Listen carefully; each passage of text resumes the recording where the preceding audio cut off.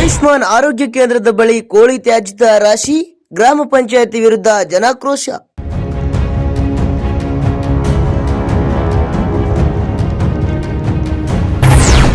ಅಂಗನವಾಡಿ ಕೇಂದ್ರ ನಂಬರ್ 91 ಹಾಗೂ ಆಯುಷ್ಮಾನ್ ಭಾರತ ಆರೋಗ್ಯ ಕೇಂದ್ರದ ಸಮೀಪ ಕೋಳಿ ಕಡಿತದ ತ್ಯಾಜ್ಯ.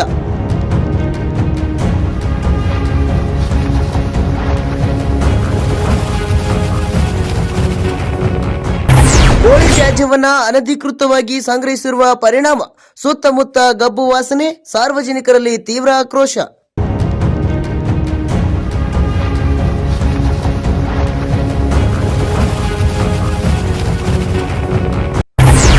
ಗ್ರಾಮಕ್ಕೆ ಕುಡಿಯುವ ನೀರು ಪೂರೈಸುವ 2 ಬೃಹತ್ ಟ್ಯಾಂಕರ್ಗಳಿರುವ ಪ್ರದೇಶದಲ್ಲೇ ಈ ತ್ಯಾಜ್ಯದ ರಾಶಿ.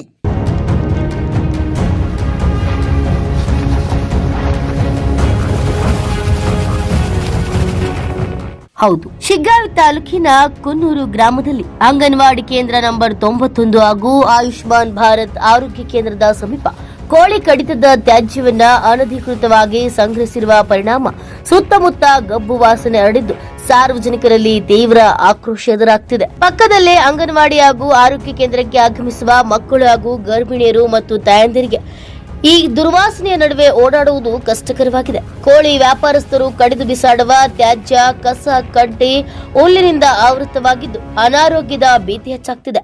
ಬೀದಿ ಬದಿಯಲ್ಲಿ ವಾರಕ್ಕೊಮ್ಮೆ ನಡೆಯುವ ಮಾಂಸ ಹಾಗೂ ಮೀನು ಮಾರಾಟದಿಂದ ಹೊರಬರುವ ರಕ್ತ ಮತ್ತು ತ್ಯಾಜ್ಯ 2-3 ದಿನಗಳವರೆಗೆ ಮಡುಗಟ್ಟಿ ದುರ್ವಾಸನೆ ಉಂಟು ಮಾಡುತ್ತಿದೆ.